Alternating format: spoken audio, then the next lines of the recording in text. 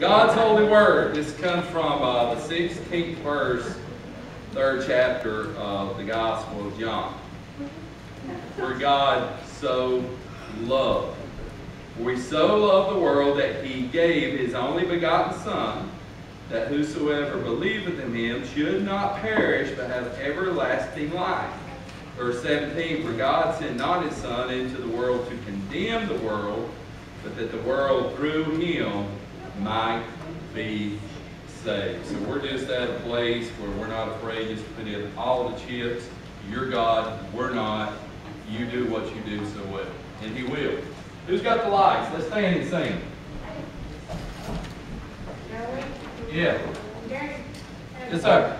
I just wanted to say amen to that scripture. Amen. Oh, yeah. Amen. So much meaning there. Amen. The song that Kyle picked, the song that Kyle picked, I love to tell the story. You may be saying, oh, I don't love to tell the story. Well, you're saying that because you don't tell the story. When you tell the story, now the hymn that you were singing, it was like, you know what? Not only do I just love to tell the stories that those haven't heard, because they can hear and the Lord's going to transform their life. The verse that you sang, verse 3, I love to tell the story that those that know the story best. Now, if you study your Bible, you're going to see that Paul tells the story of the gospel to Christians more than he does anyone else.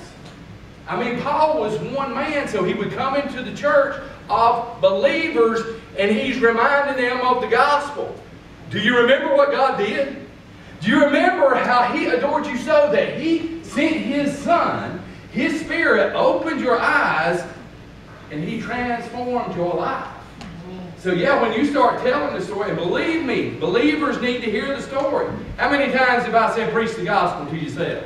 You can't count that. There's no way you know the number. That's what I'm talking about. We get at this place and, hey, we get mocked, we get ridiculed, things don't go our way, we get a little worn down. We keep moving forward, but feel like we take sometimes 2 steps forward and maybe 3 steps back.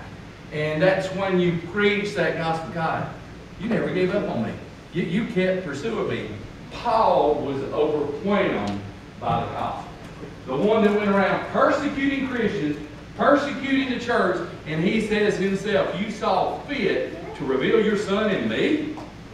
I mean, he couldn't understand why he didn't just destroy him. Why he didn't just to take him out? Well, actually, he did. If you remember, Paul said, I ain't Saul of Tarsus no more. I have been crucified with Christ. Now I truly, truly live. And you think we might have something to sing about? Where my life